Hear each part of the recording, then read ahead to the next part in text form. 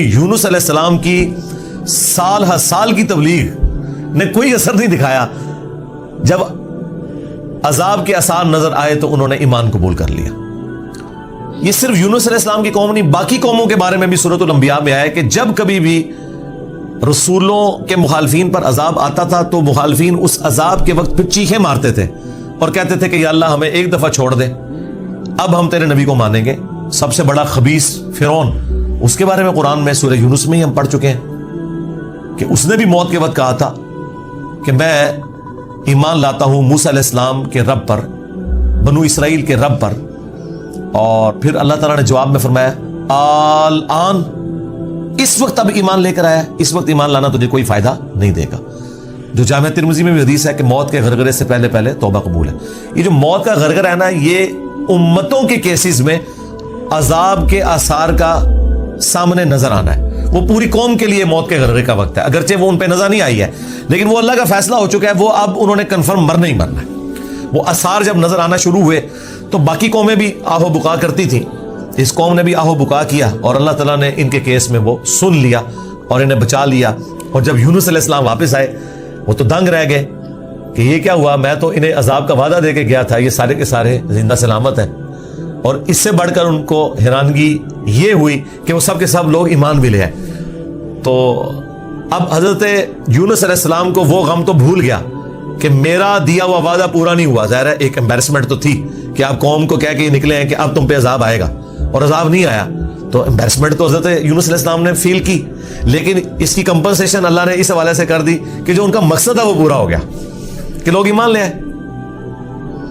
آپ سورۃ الاعراف میں، سورہ ہود میں بھی دیکھیں گے کہ جب کبھی قوموں پر عذاب آتا ہے تو اینڈ پہ وہ قوم کا پیغمبر عذاب دیکھنے کے بعد اپنی قوم سے مخاطب ہو کے کہتا ہے کہ میری قوم، میں نے تو بڑی کوشش کی تھی کہ تمہیں اس عذاب سے بچا لیتا لیکن تم خود گمراہی پر تلے ہوئے تھے.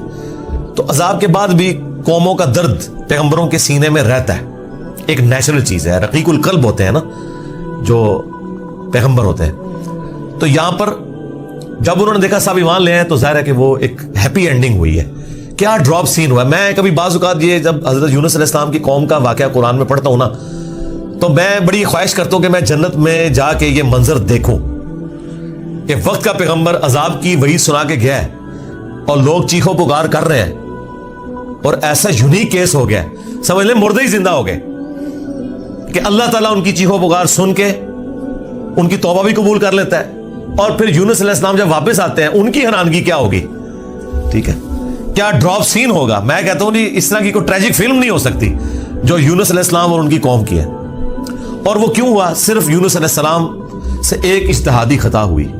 ہم اسے گناہ نہیں کہتے، وہ خطا ہے. انبیاء خطا کرتے ہیں لیکن چونکہ وہ اپنی خطا پر قائم نہیں رہتے اور وہ گناہ کے زمرے میں بھی نہیں ہے، غلطی ہے بحیثیت انسان. انسان غلطیوں سے پاک اگر ہم پیغمبروں کو کہتے ہیں تو یہ پاک وہ والا نہیں ہے جس طرح اللہ پاک ہے. آپ سبحان کا لفظ صرف اللہ کے ساتھ بولتے ہیں، کوئی پیغمبر بھی سبحان نہیں ہے.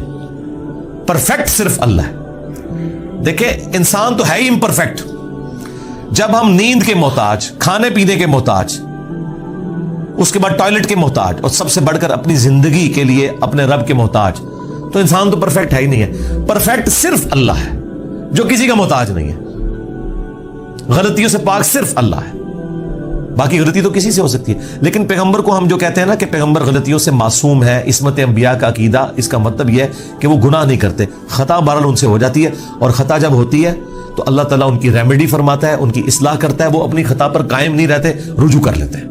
اور جب رجوع کرتے ہیں تو امت کے لیے وہ رول ماڈل ہوتے ہیں. آج کی ڈیٹ میں رسول اللہ صلی اللہ علیہ وآلہ وسلم معصوم ہے کہ اگر زندگی میں کوئی اجتہادی خطا ان سے ہوئی تو اللہ تعالیٰ نے اس کی ریمیڈی فرما دی اور پھر اس غلطی کو معاف کر دیا. وہ گناہ نہیں تھا، یہ ذہن میں رکھیے گا. گناہ اور غلطی میں فرق ہے. گناہ وہ ہوتا ہے کہ جو پوری وعید معلوم ہونے کے باوجود انسان وہ ایکٹیویٹی پرفارم کر لے. اجتہادی خطا یہ ہوتی ہے کہ وہ ایک ایسی صورتحال اس کے سامنے آئے جس میں اس کے سامنے دو آپشن موجود ہوں اور اس میں سے وہ ایک ایسا آپشن اڈاپٹ کر لے جو اللہ کی مرضی نہ ہو، اور جو اللہ کی مرضی والا آپشن ہے اسے وہ ترک کر دے. اور یہ وہ بدنیتی پہ نہیں کر رہا، اس کی سمجھ میں ہے ہی ہے اس کا آپشن، وہ نافرمانی سمجھ کے نہیں کر رہا. جس طرح نبی اسلام نے کیا ग़ज़वे बदर के कैदियों को छोड़ दिया।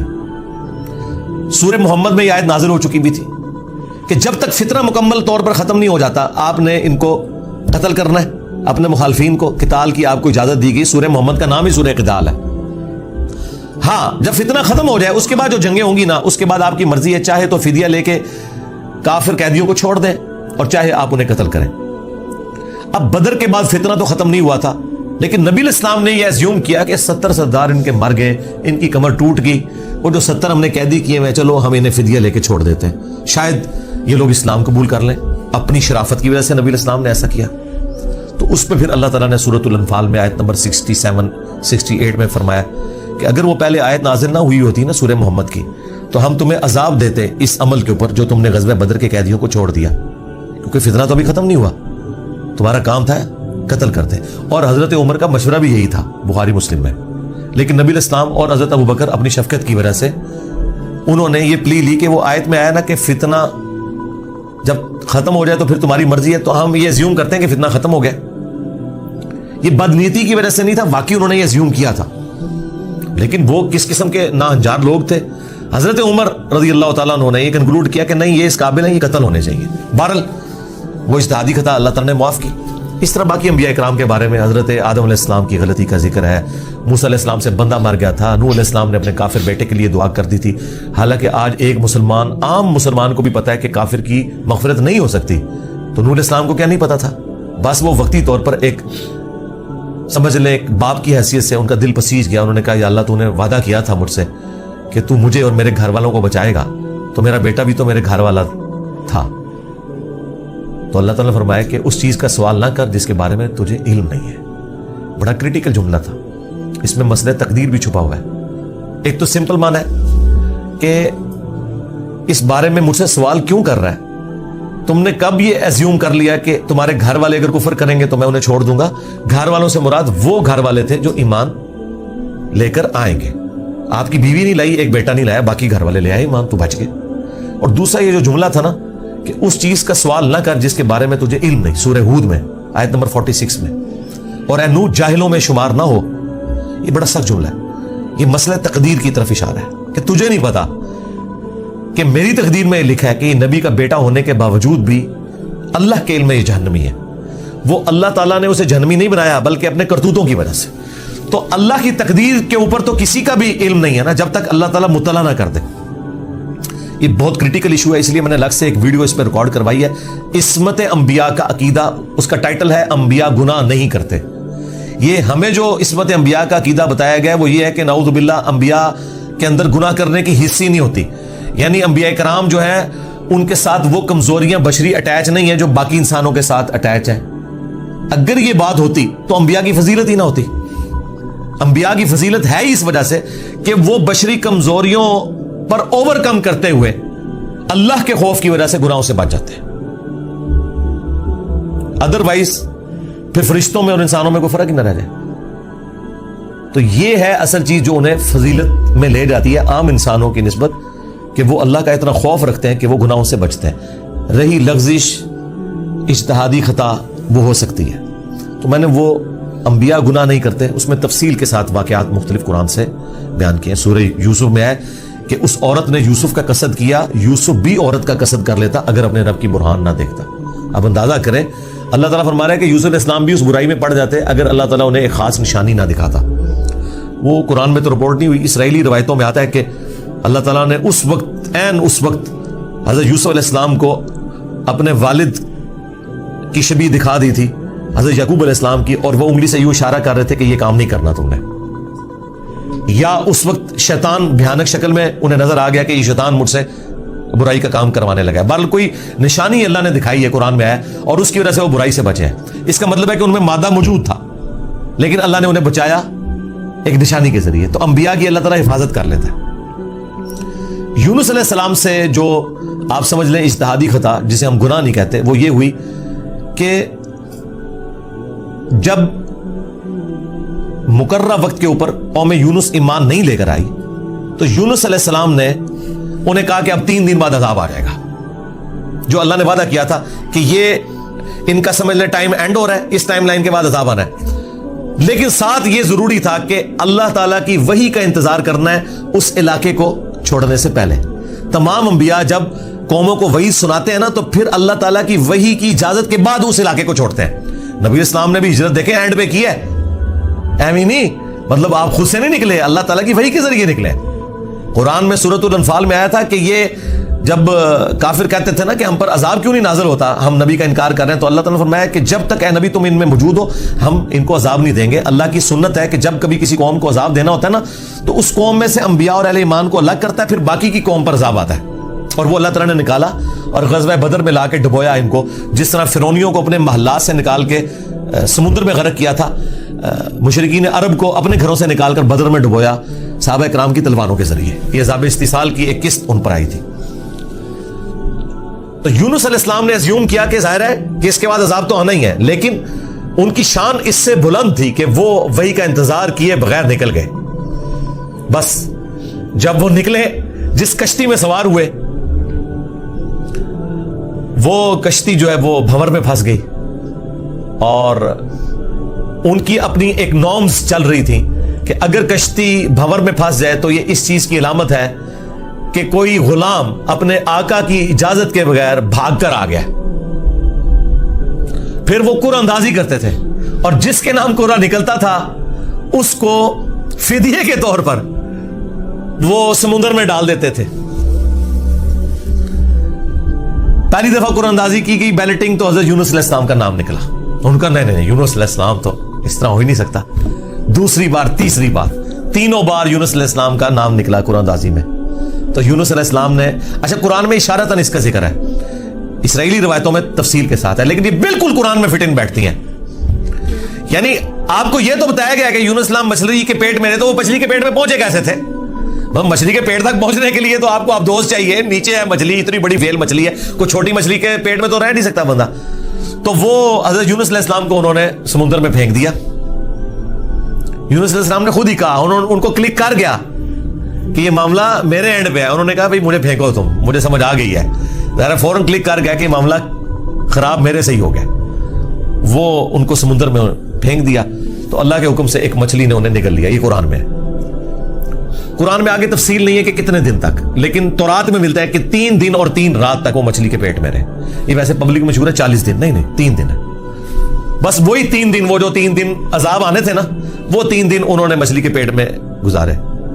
اور وہ 3 دن ان کی قوم نے زندگی موت کی کشمکش میں گزارے ہیں کہ ابھی عذاب آیا کہ آیا. ٹھیک ہے, توبہ ہے نہیں ہوئی کہ آئی ایم سوری تے توبہ قبول ہو گئی ہے نا. 3 دن انہوں نے پی کٹی ہے بھائی جی. یہاں تو لوگ 1 دن جیل نہیں کاٹ سکتے, 3 دن تک انہوں نے وہ تکلیف کاٹی ہے, پھر اللہ تعالیٰ نے ان کی توبہ قبول کی ہے. اور یہاں پہ حضرت یونس علیہ السلام 3 دن تک مچھلی کے پیٹ میں, اندھیرے میں, اور دیکھیں اللہ نے ان کو ایسے کلمات سکھا دیے, مختصر تھے, پرفیکٹ تھے, بہترین توبہ. لا الہ الا انت سبحانک, سورۃ الانبیاء میں یہ دعا آئی ہے, اے اللہ تیرے سوا کوئی معبود نہیں اور تو پاک ہے نا, پاک تو غلطی نہیں کر سکتا. انی کنت من الظالمین, بے شک میں ہی ظالموں میں ہوں, میں انسان ہوں, انسان سے غلطی تو ہوگی.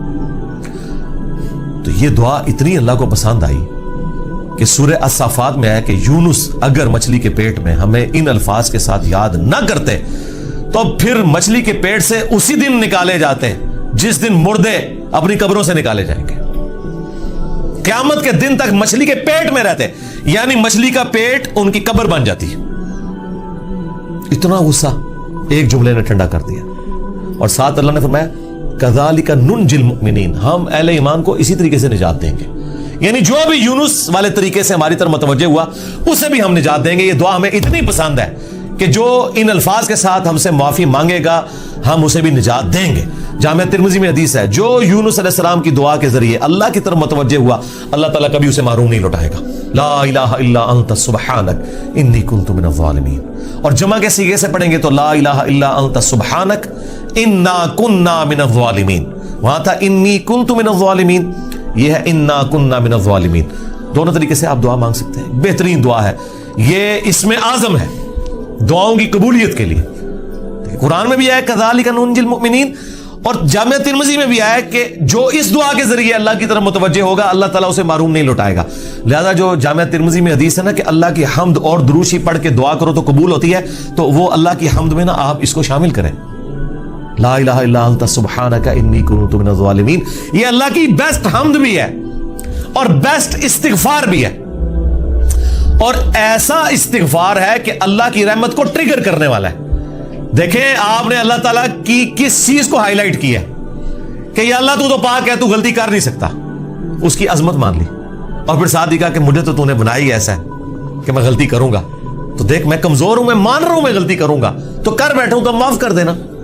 اس سے بیسٹ انداز نہیں ہو سکتا اپنی غلطیوں پر معافی مانگنے کا. تو یہ حرز جام بنائیں, لا الہ الا انت سبحانک انی کنت من الظالمین. یقین کریں یہ دعا آپ کے سامنے یونس علیہ السلام ہو, مچھلی کا پیٹ, گپ, اندھیرا, 3 دن 3 رات, دنیا میں کوئی آ کے آپ کو ریسکیو نہیں کر سکتا, اور موت سامنے نظر آ رہی ہے. حضرت یونس علیہ السلام اسی طریقے سے بچے ہیں جیسے مردہ کو زندہ ہو جائے. اور یہاں لوگ کہتے ہیں بڑا گرم سی کرا جی, خوشبو لا کے کرنا چاہیے اور صاف ستھری جگہ. بھائی جس نے یہ کیا تھا اس سے زیادہ تعفن والی جگہ کوئی نہیں تھی, مچھلی کا پیٹ. یہ تو چلتے پھرتے, نہ اس کے لیے وضو ہونا شرط ہے, نہ اس کے لیے غسل ہونا شرط ہے, اس کے لیے صرف ایک نیک نیتی کے ساتھ اللہ کی طرف متوجہ ہونا شرط ہے کہ آپ مان لیں کہ آپ کمزور ہیں, طاقتور وہ ہے, آپ غلطی کریں گے وہ غلطی نہیں کرتا, آپ معافی مانگیں گے وہ معافی دینے والا ہے. اللہ بھی التواب ہے اور بندے بھی توبہ کرنے والے ہیں. اللہ کی توبہ یہ ہے کہ جب آپ اللہ کی طرف رجوع کرتے ہیں, توبہ کا مطلب ہوتا ہے رجوع لانا, تو اللہ آپ کی طرف رجوع لے آتا ہے. جو بخاری مسلم میں حدیث ہے کہ جو شخص توبہ کر کے اللہ کی طرف رجوع لاتا ہے تو اللہ کو اس شخص سے زیادہ خوشی ہوتی ہے کہ جو اکیلا ریگستان میں ہو, اچانک اس کی سواری غائب ہو جائے اور وہ اپنی موت کا انتظار کرنا شروع کر دے, اور پھر تھوڑی دیر بعد وہ سواری واپس آ جائے جس پہ اس کا سامان لدا ہوا ہے, اسے نئی زندگی ملے, اور وہ اتنا خوش ہو کہ اس کی زبان سے نکل جائے, اے اللہ تو میرا بندہ میں تیرا رب, من شدت الفرح, خوشی کی شدت کی وجہ سے. حالانکہ اس نے یہ کہنا تھا کہ اللہ میں تیرا بندہ تو میرا رب. اس سے زیادہ اللہ تعالیٰ کو خوشی ہوتی ہے جو بندہ رجوع لے آتا ہے. تو یونس علیہ السلام کی دعاؤں کو آپ اپنے استغفار میں, اپنی صبح و شام کے اذکار میں, ہر جگہ اپنے تشہد کے اندر اس دعا کو پڑھا کریں. یہ بڑے بڑے مشکلوں کو آسان کر دیتی ہے. یار آپ دیکھیں ایک بندے کو اپنی موت سامنے نظر آ رہی ہے اور اس موت میں سے اسے زندگی مل جائے, بس جب آپ نا امیدی کے اینڈ پر پہنچے ہوں اور آپ کو کوئی امید نظر نہ آئے تو آپ یہ پڑھیں, لا الہ الا انت سبحانک انی کنت من الظالمین. انشاءاللہ تعالی اللہ تعالی اس مشکل میں بھی کوئی نہ کوئی ایسی راہ نکال دے گا جو آپ نے گمان بھی نہیں کبھی کی ہوگی.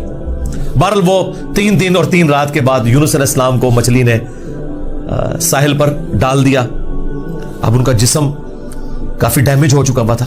قرآن میں آیا کہ ان کے لیے اللہ تعالیٰ نے کدو کی بیل اگا دی جو ان کے اوپر سایہ کی ہوئی تھی, کیونکہ بالکل لاغر ہوئے تھے وہ, اور پھر دھوپ سے بچاؤ کے لیے وہ بیل بھی ان کو چاہیے تھی. پھر سسٹین ہوئے, جب واپس اپنی قوم میں آئے تو دیکھا کہ جناب سارے رفع دین نمازاں پڑھ رہے ہیں. انہوں نے کہا پوری زندگی بخاری مسلم دی حدیثاں دکھائیاں, انہیں رفع دین نہیں شروع کیتا, اچانک کیا ہو گیا ہے؟ یعنی وہ سارے کے سارے مان لیں. یہ میں آج کے دور میں ٹرانسلیٹ کر رہا ہوں. پھر کہنے کے کتنے لکھے ہیں سرکار, دیکھیں اللہ تعالیٰ ہر دور میں اپنے بندے بھیجتا ہے جو اس دور کی لینگویج میں ان کو وہ بات سمجھاتے ہیں. تو انہوں نے دیکھا بھی انقلاب یہ کہاں سے آ گیا, سارے اونچی آمین کہہ رہے ہیں, سارے رفع الدین سے نماز پڑھ رہے ہیں, سارے نے جڑے اپنی شلوانہ جھونگ لیاں نے, کیا ہو گیا ہے؟ تو پتہ چلا کہ جناب اللہ تعالیٰ نے معاف کر دیا ان کو. اور یہ ایک ایسا ایکسیپشنل واقعہ ہے جو اللہ تعالیٰ کی پوری بنائے ہوئے پلان کے اندر, پوری ڈیسٹنی میں, پوری انسانی تاریخ میں اور کسی کے لیے نہیں ہوا. اس خاص واقعے کی وجہ سے ہی اس سورت کا نام سورہ یونس ہے.